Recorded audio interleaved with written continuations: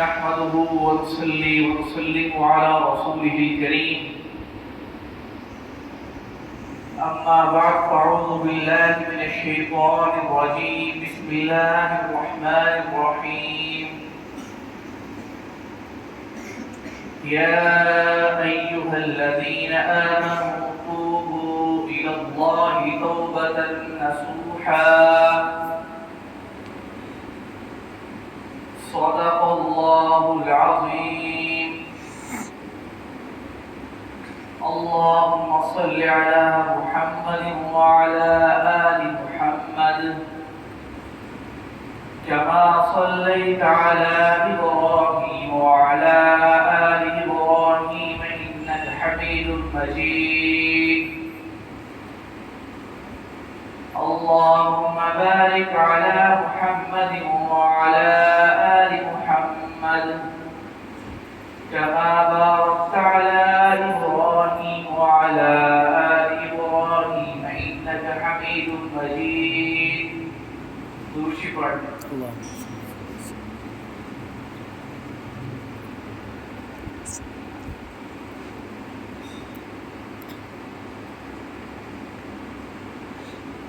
عزیز گرامی، گزشتہ جمعوں سے میرا ایک موضوع چلتا آ رہا ہے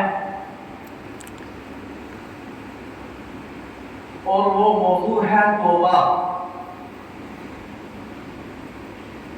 قرآن مجید میں اللہ تبارک و تعالی ارشاد فرماتے ہیں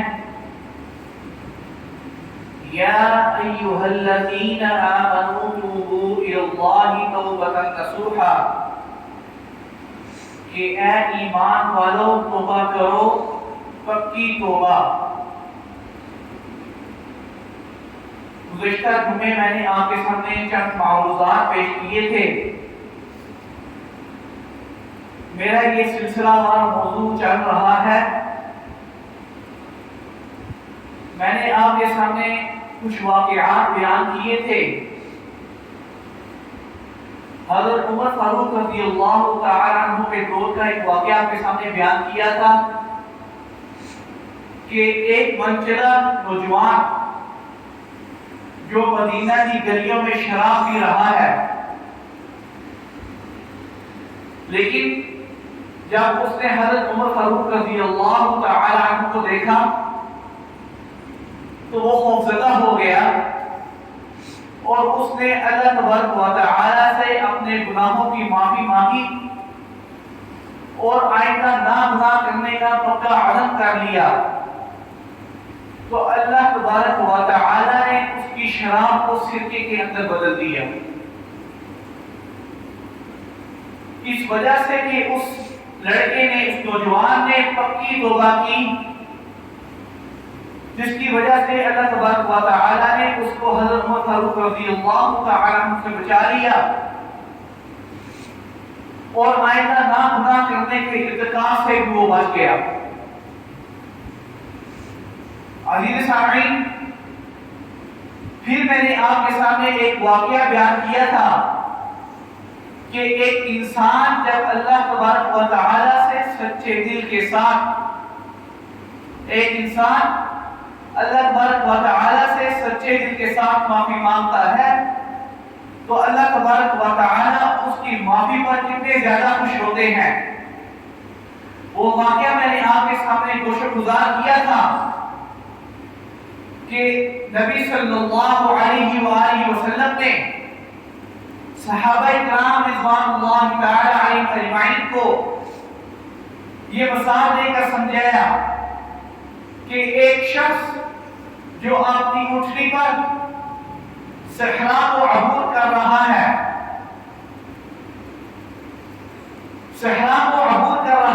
کھانے پینے کا سامان اس کی اٹھنی پر موجود ہے، لیکن اچانک اس کو تھکن محسوس ہوتی ہے تو وہ کہتا ہے کہ میں چند منٹ کے لیے آرام کر لیتا ہوں۔ چنانچہ وہ ایک درخت کے سائے کے نیچے آرام کرنے لگ پڑتا ہے۔ اچانک اس کی آنکھ لگ جاتی ہے، کچھ دیر اس کی آنکھ لگتی ہے ہے تو جب اس کی اچانک آنکھ کھلتی ہے تو دیکھتا کیا ہے کہ اس کی اونٹنی وہاں پر موجود نہیں. وہ اتنا زیادہ پریشان ہوتا ہے, صحرا میں کبھی ادھر دیکھتا ہے اپنی اونٹنی کو, کبھی ادھر دیکھتا ہے, لیکن اس کی اونٹنی نہیں ملتی. اب کھانے پینے کا سامان سارا اس اونٹنی کے اندر موجود ہے, تو اب کیسے گزارا کرے گا؟ صحرا میں کہیں پانی بھی نہیں. پھر وہ اپنی موت کو یقینی بنا لیتا ہے اور آخر کار تھک کر ایک جھاڑی کے نیچے بیٹھ جاتا ہے. پھر جب وہ بیٹھتا ہے تو اس کی آنکھ پھر لگ جاتی ہے. جب اس کی آنکھ کھلتی ہے تو دیکھتا کیا ہے کہ اس کی اونٹنی صحیح سلامت اس کی آنکھوں کے سامنے کھڑی ہے.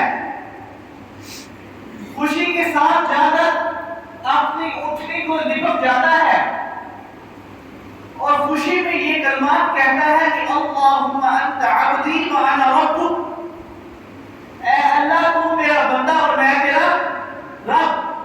اتنی خوشی کے ساتھ وہ کلمات بھی الٹا ہو جاتا ہے. تو نبی صلی اللہ علیہ وآلہ وسلم نے صحابہ کو یہ واقعہ سنا کر یہ بتایا کہ جب انسان اپنے گناہوں کی معافی مانگتا ہے تو اللہ تبارک و تعالی اس بندے کے خوش ہونے کے کہیں زیادہ اس بندے کی توبہ پر خوش ہوتے ہیں. سبحان اللہ. مولانا سامعین, پھر میں نے آپ کے سامنے ایک اور چیز کوشش گزار کی تھی, کیونکہ یہ میرا ایک سلسلہ وار موضوع ہے, میں آپ کو پیچھے سے جو ہے وہ ایک دفعہ دہراؤں گا. نبی صلی اللہ علیہ وآلہ وسلم نے ارشاد فرمایا کہ اگر ایک بندہ اپنے رب کی طرف ایک گز بڑھتا ہے تو اللہ تبارک و تعالی کی رحمت اس کی طرف 2 گز بڑھتی ہے, اور جب بندہ اللہ تعالی کی طرف ایک برشت بڑھتا ہے تو اللہ تبارک و تعالی کی رحمت 2 برشت بڑھتی ہے. جب انسان اللہ تعالی کی طرف چل کر رجوع کرتا ہے تو اللہ تعالی کی رحمت دوڑ کر اس کا استقبال کرتی ہے. مولانا سامعین, آئیے اب آگے اس موضوع کو بڑھاتے ہیں. ایک شخص پیغمبر علیہ السلام نے سابقہ امتوں کے ایک واقعہ سنایا کہ ایک شخص جس نے 99 قتل کیے تھے, کتنے قتل کیے؟ 99 قتل کیے, اچانک اس کا دل توبہ کی طرف مائل ہو گیا. جب اس کا دل توبہ کی طرف مائل ہوا, توجہ میری طرف کرو بھائی, جب اس کا دل توبہ کی طرف مائل ہوا تو وہ ایک راہبر کے پاس گیا اور کہنے لگا کہ میں نے 99 قتل کیے ہیں, کیا میری توبہ ہو سکتی ہے؟ تو راہبر کہنے لگا توبہ کرو, ایک گناہ کا بھی اللہ تعالیٰ جو ہے وہ معاف نہیں کریں گے, ایک قتل کا تم نے 99 قتل کر کے آئے ہو. اس شخص کو غصہ آیا, اس کو بھی قتل کر دیا. 100 پورے ہو گئے. وہ پھر ایک عالم کے پاس گیا اور اس کو کہنے لگا کہ میں نے 100 قتل کیے ہیں, کیا میری معافی ہو سکتی ہے؟ تو اس عالم نے بڑا عجیب جواب دیا, کہنے لگا کہ اللہ تبارک و تعالی سے دل کے ساتھ تم جو معافی مانگو گے اللہ تبارک و تعالی تمہیں معاف کر دے گا. اور ساتھ اس نے عالم نے ایک نصیحت کی, کہنے لگا کہ تم اس طرح کرو, اپنی بقیہ زندگی جو ہے وہ کہیں نیکوکاروں کی بستی میں چلے جاؤ, اور بقیہ زندگی وہیں پر بسر کرو اور اللہ تعالیٰ کے حضور گڑگڑا کر معافی مانگو, تو اللہ تبارک و تعالیٰ یقیناً تمہارے گناہوں کو معاف کر دے گا. اس شخص نے ایسا ہی کیا, اپنا لہتے سفر باندھا اور چل پڑا. خدا کی کرنی کیا ہوئی کہ راستے میں اس کی موت کا وقت آ گیا. اللہ اکبر. جب اس کی موت کا وقت آیا, جو نیک لوگوں کی جو روح کو قبض کرتے ہیں فرشتے وہ بھی آ گئے, اور جو بد روح جو لوگوں کی روح کو قبض کرتے ہیں فرشتے وہ بھی آ گئے. نیکوکار فرشتے کہنے لگے کہ ہم اس کی جو ہے روح کو قبض کریں گے. بدبو فرشتے جو ہے قبض کرنے والے کہنے لگے ہم اس کی روح کو قبض کریں گے. ان کا آپس میں جھگڑا شروع ہو گیا. اللہ تبارک و تعالی نے تیسرے فرشتے کو بھیجا انسانی شکل میں جا کر ان کے درمیان فیصلہ کرو.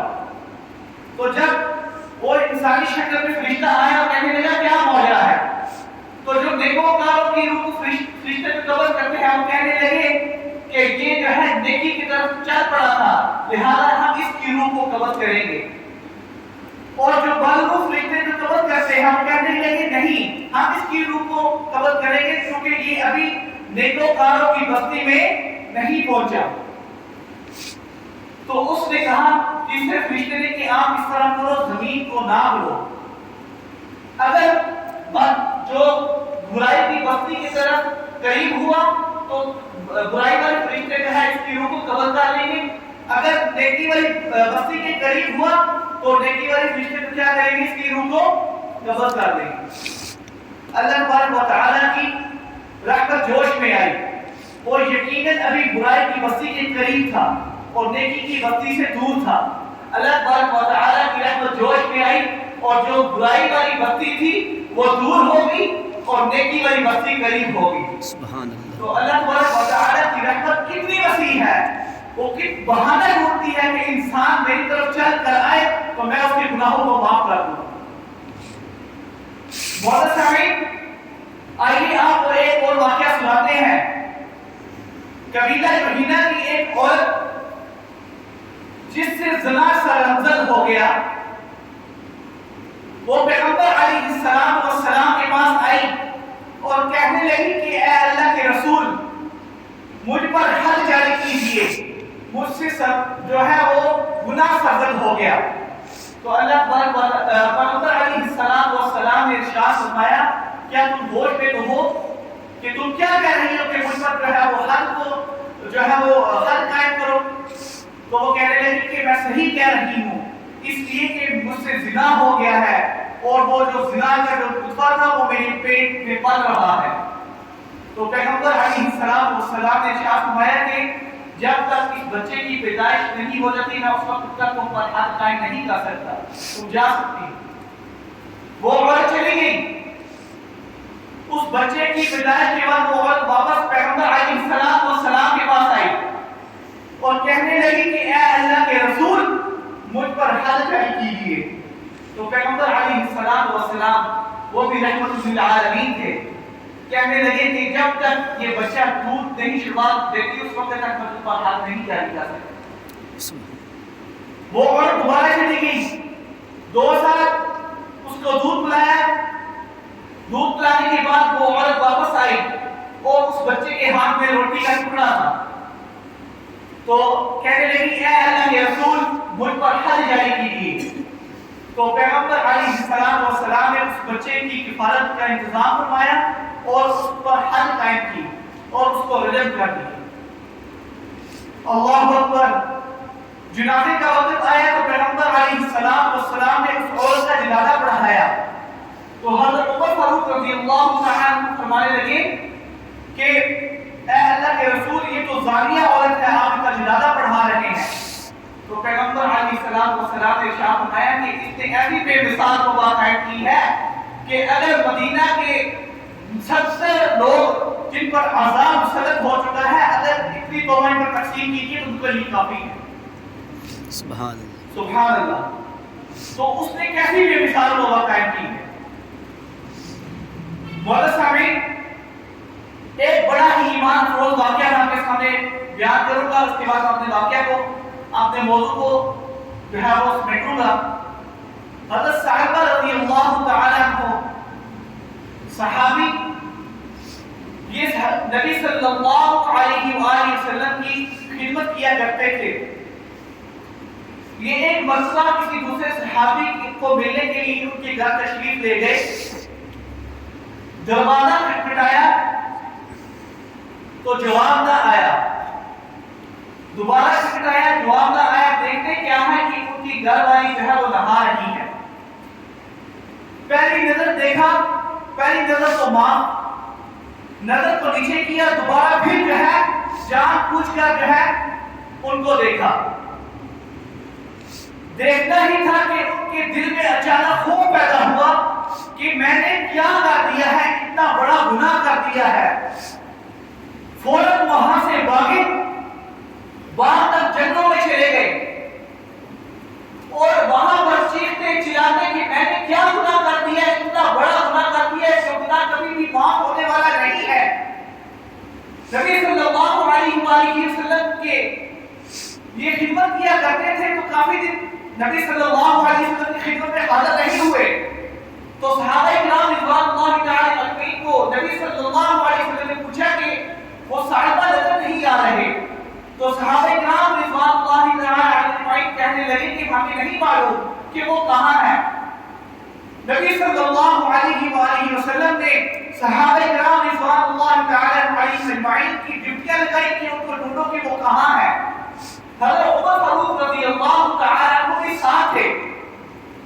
حضرت عمر فاروق رضی اللہ تعالی عنہ ڈھونڈتے ڈھونڈتے جنگل میں گئے اور وہاں دیہاتی سے پوچھا کہ یہاں میں فلانا آدمی تو نہیں آیا. تو وہ دیہاتی کہنے لگا کہ ایک آدمی ہے جو رات کو پہاڑی سے نکلتا ہے، چیختا چلاتا ہے اور کہتا ہے کہ مجھ سے بڑا گناہ سرزد ہو گیا، اور جب صبح ہوتی ہے تو وہ غار کے اندر چلا جاتا ہے. تو حضرت عمر فاروق رضی اللہ تعالی عنہ نے کہا کہ مجھے اس کے پاس لے جاؤ. جو ہی رات ہوئی تو حضرت صحابہ رضی اللہ تعالی عنہ اس پہاڑی سے نکلے اور چیختے چلانے لگے کہ مجھ سے گناہ سرزد ہو گیا. حضرت عمر فاروق رضی اللہ تعالی عنہ کو دبوچ دیا اور کہا کہ کیا ماجرا ہے. تو کہنے لگے کہ اے عمر، مجھ سے بہت بڑا گناہ سرزد ہو گیا ہے، میرا گناہ کبھی بھی معاف ہونے والا نہیں ہے. تو حضرت عمر فاروق رضی اللہ تعالی عنہ نے کہا کہ چلو. تو نبی صلی اللہ علیہ وآلہ وسلم یاد فرما رہے ہیں. تو کہنے لگے کہ میں نبی صلی اللہ علیہ وسلم کا سامنا نہیں کر سکتا، مجھ سے تو بہت بڑا جو ہے وہ گناہ سرزد ہو گیا. شرائط طے ہوئی کہ جس وقت نبی صلی اللہ علیہ وآلہ وسلم نماز کی حالت میں ہوں گے تو اس وقت مجھے جو ہے نبی صلی اللہ علیہ وسلم کے پاس لے کر جانا. حضرت عمر فاروق رضی اللہ تعالی عنہ نے کہا کہ ٹھیک ہے کہ میں تمہیں جو ہے اس ٹائم لے کر جاؤں گا. حضرت عمر فاروق رضی اللہ تعالی عنہ لے کر نبی صلی اللہ علیہ وآلہ وسلم کے پاس آئے تو نبی صلی اللہ علیہ وآلہ وسلم نماز ادا کر رہے تھے. نماز سے فارغ ہو کر پوچھا کہ صحابہ کیا ہوا. تو کہنے لگے کہ اے اللہ کے رسول، مجھ سے بہت بڑا گناہ سرزد ہو گیا جو کبھی بھی معاف ہونے والا نہیں. تو نبی صلی اللہ علیہ وسلم نے کو تسلی دی اور ساتھ یہ دعا سکھائی، ربنا آتنا فی الدنیا حسنۃ وفی الآخرۃ حسنۃ وقنا عذاب النار. یہ دعا پڑھو، اللہ تبارک و تعالی تمہارے اگلے پچھلے گناہ سب معاف کر دیں گے. تو وہ کہنے لگی کہ اے اللہ کے رسول، میرا گناہ اس سے بھی بڑا ہے. تو نبی صلی اللہ علیہ وسلم نے تسلی دی اور گھر بھیج دیا. کچھ دن گزرے لیکن وہ صحابی نبی صلی اللہ علیہ وسلم کی خدمت میں حاضر نہیں ہوئے. صحابہ سے پوچھا کہ صحابہ کیوں نہیں آ رہے؟ تو کہا کہ وہ بہت زیادہ علیل ہیں، بہت زیادہ بیمار ہیں. تو حضرت عمر فاروق رضی اللہ تعالی عنہ نے کو ساتھ لیا اور ان کے گھر نبی صلی اللہ علیہ وسلم تشریف لے گئے اور جا کر صحابہ کا جو سر ہے وہ اپنے گود مبارک میں رکھا. تو صحابہ رضی اللہ تعالی عنہ نے اپنا سر کھسکا لیا. تو نبی صلی اللہ علیہ وسلم نے پوچھا کہ سر کو کیوں کھسکایا؟ تو کہنے لگے کہ میرا یہ گناہگار سر ہے، آپ کے پاس دامن میں کیسے رکھوں؟ میں آپ کے پاس دامن میں کیسے رکھوں؟ تو نبی صلی اللہ علیہ وسلم کو وحی ہوئی اور فرمایا، اللہ تبارک و تعالی جبرائیل کے ذریعے وحی ملی اور کہا کہ اس کے گناہوں کو اللہ تبارک و تعالی نے معاف کر دیا. سبحان اللہ، سبحان اللہ. صحابہ نے جب یہ بات سنی اور جو صحابی حضرت صحابہ رضی اللہ تعالی عنہ نے جب یہ کلمات سنے تو چیخ ماری، وہیں پر روح پرواز کر گئی، وہیں پر روح پرواز کر گئی. اللہ اکبر. نبی صلی اللہ علیہ وآلہ وسلم جب جنازے کے لیے جا رہے تھے تو آپ صلی اللہ علیہ وسلم کنجوں کے بال چاہ رہے تھے. تو صحابہ کرام رضوان اللہ تعالی علیہم نے پوچھا کہ اے اللہ کے رسول کیا ماجرا ہے؟ تو کہنے لگے کہ اللہ تبارک و تعالی اور اس کی توبہ اتنی زیادہ شانداری ہے کہ آسمان سے ملائکہ اترے ہیں جنازہ پڑھنے کے لیے. سبحان اللہ. تو معزز سامعین، اللہ تبارک و تعالیٰ کو سچی توبہ بہت زیادہ آسان ہے. بشرطے کہ اللہ تبارک و تعالیٰ نے صرف کے دل کے ساتھ معافی مانگے، اللہ تبارک و تعالیٰ اس انسان کے گناہوں کو معاف کر دیں گے.